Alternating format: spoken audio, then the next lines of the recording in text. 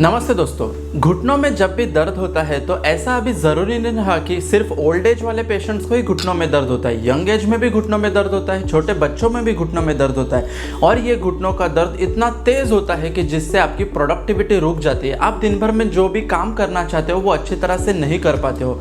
कुछ हद में तो ये घुटनों का दर्द इतना बढ़ जाता है कि हम अच्छे से खड़े भी नहीं रह पाते।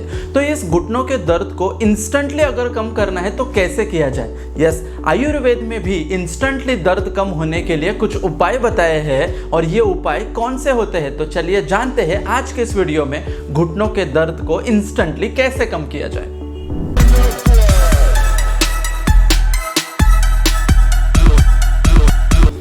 हेलो फ्रेंड्स, मैं डॉक्टर रुपेश आमले और पिछले 12 सालों से मैं प्रैक्टिस कर रहा हूँ नवी मुंबई में। घुटनों के दर्द का जब भी पेशेंट आता है तो उसका सबसे पहले अच्छे से हिस्ट्री लेनी चाहिए और उस घुटनों के दर्द के पीछे का क्या रीज़न है ये हमें फाइंड आउट करना चाहिए।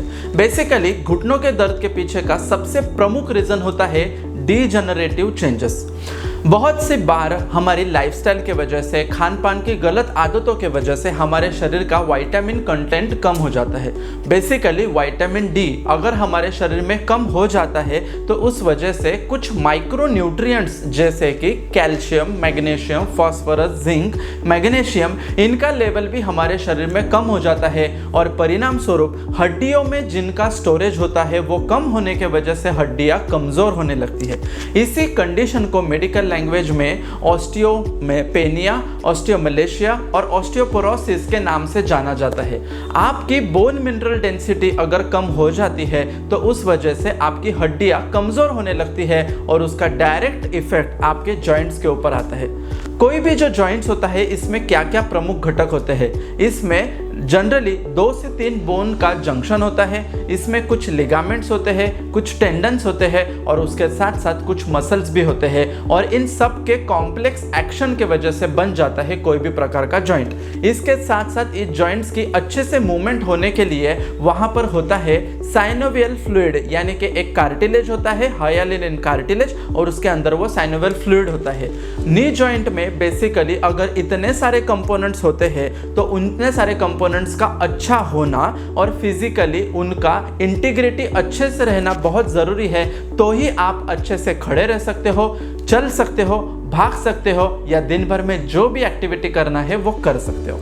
वैसे तो आयुर्वेद स्लो है ऐसा सब लोगों को लगता है, लेकिन आयुर्वेद में भी इंस्टेंटली पेन कम करने के लिए या फिर घुटनों का दर्द कम करने के लिए एक प्रोसीजर बताई है और उसका नाम होता है विद्यकर्म। तो चलिए अभी जान लेते हैं ये विद्यकर्म अगर घुटनों के दर्द आपको है तो उसमें कैसे कराना चाहिए। और जैसे ही विद्यकर्म करते हैं तो पेशेंट्स की मूवमेंट में, उनकी फ्लेक्सिबिलिटी में और इलास्टिसिटी में कितना अंतर आ जाता है। पेशेंट का जो दर्द होता है वो इंस्टेंटली विद्यकर्म करने से कम हो जाता है। इसीलिए विद्यकर्म हर उस व्यक्ति ने एक बार तो ज़रूर ट्राई कराना चाहिए कि जिनको घुटनों में दर्द है।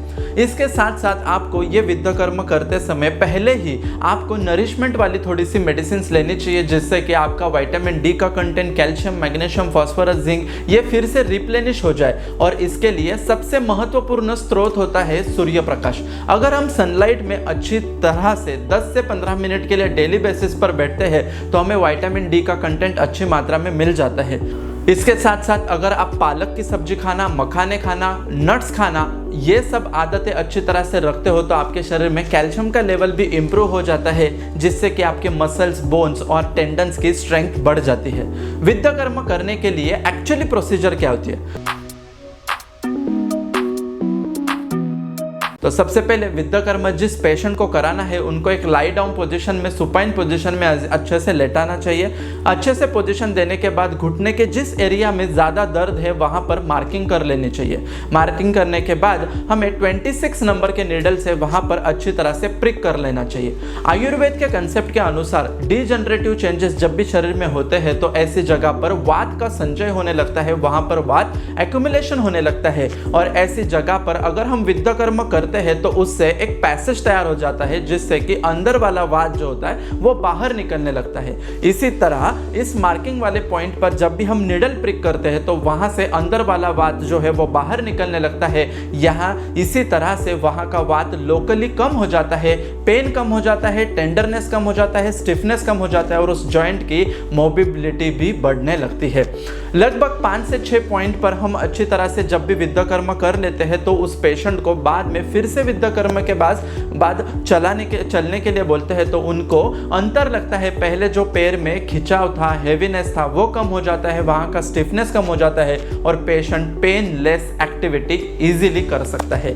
विद्याकर्म इतना ब्यूटीफुली रिजल्ट देता है कि इंस्टेंट पेन कम हो जाने की वजह से हर कोई इसको आसानी से करने के लिए उत्सुक होता है। अगर आपको भी घुटने में दर्द है तो जरूर आप भी विद्याकर्म ट्राई कीजिए। विद्याकर्म करने के लिए आपको किसी एक्सपर्ट के कंट्रोल में या निगरानी में यह विद्याकर्म का प्रोसीजर कराना चाहिए। विद्याकर्म करते समय हमें लगभग 15 से 20 मिनट का समय लगता है और ओपीडी लेवल पर आराम से यह विद्याकर्म का प्रोसीजर हो जाता है। विद्याकर्म कराने से उस जगह का वात कम हो जाता है, डिजनरेशन कम हो जाता है और उसकी तरह से अगर हम अपना लाइफस्टाइल अच्छी तरह से रखते हैं, खानपान अच्छी तरह से रखते हैं तो आपका नी जॉइंट का पेन भी पूरी तरह से रिवर्स हो सकता है। तो अभी हमने देखा कि विद्याकर्म करने से किस प्रकार से नी जॉइंट का पेन कम हो जाता है, पेशेंट को आते समय किस प्रकार का दर्द था और पेशेंट को जाते समय कैसे उनका दर्द कम हो जाता है। तो विद्याकर्म का सेटिंग हम लगभग 15 से 20 दिनों के बाद फिर से रिपीट कर सकते हैं। किसी को 2, किसी को 4 सिटिंग में डेफिनेटली आराम मिल जाता है। विद्याकर्म कराने के साथ साथ वात शमन वाले काढ़ा और तेल का प्रयोग जरूर करें। जॉइंट्स और स्पाइन से रिलेटेड अगर आपको भी किसी प्रकार की समस्या होगी तो हमारे क्लिनिक के टीम के साथ आप कांटेक्ट कर सकते हो। ऐसा ही हमारा पेज इंस्टाग्राम पर भी है, डॉक्टर आमले रूपेश नाम से, आप वहां पर भी मुझे फॉलो कर सकते हो। ऐसे नॉलेजेबल और इन्फॉर्मेटिव वीडियोस के लिए मेरे चैनल को सब्सक्राइब कीजिए, बेल बटन दबाना मत भूलिए। निरोगी सेहत का वादा करता है दुर्वा आयुर्वेदा। मिलते हैं ऐसे ही नॉलेजेबल और इन्फॉर्मेटिव वीडियो के साथ अगले वीडियो में। तब तक के लिए धन्यवाद। Thank you so much.